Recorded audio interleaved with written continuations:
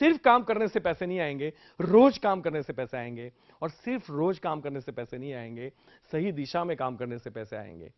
और कई बार जैसे हमारे डेमोन्स्ट्रेशंस होते हैं, प्रेजेंटेशंस होते हैं, लोग उसको छोटा बिजनेस समझते हैं और फेल हो जाते हैं क्योंकि उनको शर्म आती है। मुझे बड़ा अजीब सा लगता है कि इस बिजनेस में शर्म जैसी बात कौन सी है, क्योंकि दुनिया का कोई भी धंधा छोटा नहीं होता। अगर आपके सामने एक बंदा विदाउट ग्रेजुएशन ये बोल रहा है कि मैं 15 लाख महीने कमा रहा हूं, तो आपको ये चीज तो समझ में आनी चाहिए कि इस बिजनेस के अंदर बहुत पैसा है और बहुत बड़ा बिजनेस है। तो प्लीज इसको छोटा बिजनेस मानने की गलती न करें। मैंने पहले भी बताया कि यह बिजनेस विश्व के सारे बिजनेस को पीछे छोड़ने की क्षमता रखता है।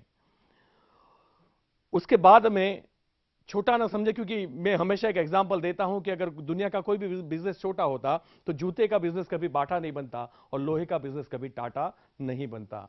ये भी छोटे धंधे थे जिसको बहुत बड़ा बनाया गया। तो ये भी एक बड़ी इंडस्ट्रीज है। हमारा ये मानसिकता बनी हुई है कि जहां बड़ा पैसा लगता है उसको हम बड़ा बिजनेस बोलते हैं, जहां बड़ा ऑफिस होता है उसको हम बड़ा बिजनेस बोलते हैं, जहां ज्यादा एम्प्लॉइज होते हैं हम उसको बड़ा बिजनेस बोलते हैं। इसमें कोई एम्प्लॉय नहीं होता, इसमें कोई इन्वेस्टमेंट नहीं होता, इसमें कोई स्क्वायर फुट वाली ऑफिस नहीं होती, लेकिन उसके बावजूद भी महीना करोड़ों कमाने वाले भी विश्व में कई लोग हैं जिसके पास आइलैंड है, चार्टर प्लेन है।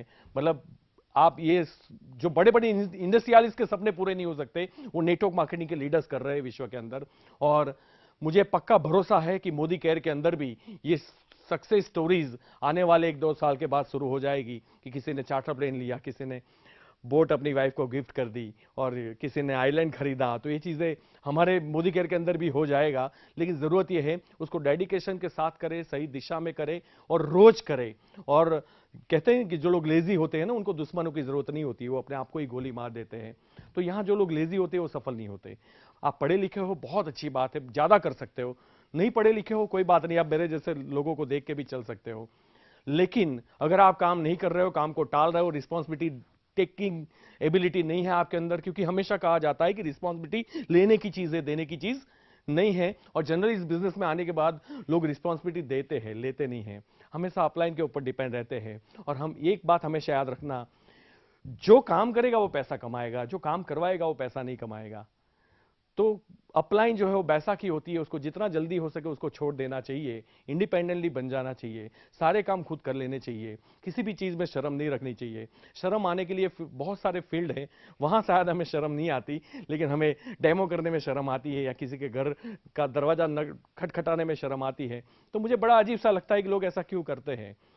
मैं कहीं डेमो देने के लिए गया था एक बार, तो बहुत सारी महिलाएं बैठी थी और स्पीक एंड स्पान का डेमो में कर रहा था। तो मेरी भाभी जी की जो दोस्त थी वो उसको हाथ मार के बोलती है कि तेरा खत्म हो जाए बाद में मेरे घर पे भेज। तो लोग हंसते हैं।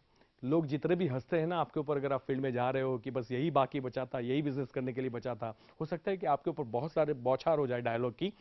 लोगों को हंसने दो सर। एक चीज हमेशा याद रखना कि आखिरी हंसी आपकी रहेगी।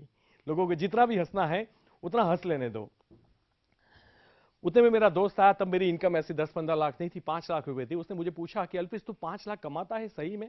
मैंने बोला पूछा क्यों? तो बोले तू 5 लाख कमाता है फिर भी तू नल धो रहा है। तो मैंने उसको जवाब दिया था कि मैं 5 लाख कमाता हूं इसलिए नल नहीं धो रहा हूं, मैं नल धोता हूं इसलिए 5 लाख आते हैं। तो आप भी ये बात याद रखिएगा कि सारे काम खुद करने में कोई शर्म नहीं होनी चाहिए। और जो काम से आज मेरा बेटा बड़ौदा की सबसे अच्छी स्कूल में पढ़ाई करता है, मेरी वाइफ लग्जरी लाइफ जीती है, उसके पास मेरा डेबिट कार्ड रहता है, जब भी शॉपिंग कार्निवल होता है 22,000, 38,000, 18,000 ये मुझे मैसेजेस मिलते हैं। मैं कभी वरी नहीं करता कि वो क्या कर रही है, क्यों पैसा खर्च कर रही है, क्योंकि कितना करेगी, जितना भी करेगी फिर मोदी केयर से 8 तारीख को 10 लाख रुपए मेरे अकाउंट में पड़ने ही वाले हैं।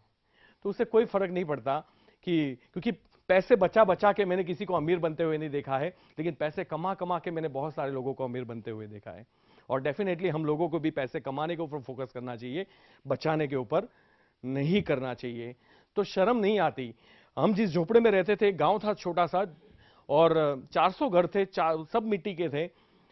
उस गांव में छोड़ दो, आजू बाजू वाले 5 गांवों के अंदर अगर सबसे बड़ा बंगलो है तो मेरे पापा का है, मेरे बापू का है। मुझे प्राउड फील होता है कि मैंने टोटल मोदी केयर के पैसों से वो बंगला बनाया है, मैंने एक भी रुपए की लोन नहीं ली है। तो सर, अगर नल धोने से या डेमो करने से या लोगों के घर जाने से, लिस्ट बनाने से, अपॉइंटमेंट लेने से, मीटिंग अटेंड करने से, 4 साल मेहनत करने से अगर हम अपने माँ बाप के सपने पूरे कर सकते हो तो डेफिनेटली करना चाहिए। आपको क्या लगता है? बिल्कुल करना चाहिए। तो आप भी स्टार्ट कर दीजिए, शर्म मत रखिए। शर्म तब आनी चाहिए जब हमारे माँ बाप को खैराती हॉस्पिटल में लेके जाया जाए। शर्म तब आनी चाहिए जब हमारा बच्चा सही स्कूल में पढ़ता ना हो। शर्म तब आनी चाहिए जब हम किसी की बेटी को ब्याह के लाते हैं कि तुझे रानी बना के रखूंगा, और उसके आगे नौक लगा देते हैं। रानी तो नहीं बन पाती बेचारी, और देश के अंदर 100 में से 80 बच्चियों नौकरानी बन जाती है। शर्म उन लोगों को आनी चाहिए। शर्म आने के लिए बहुत सारे फील्ड है, वहां लोगों को शर्म नहीं आती।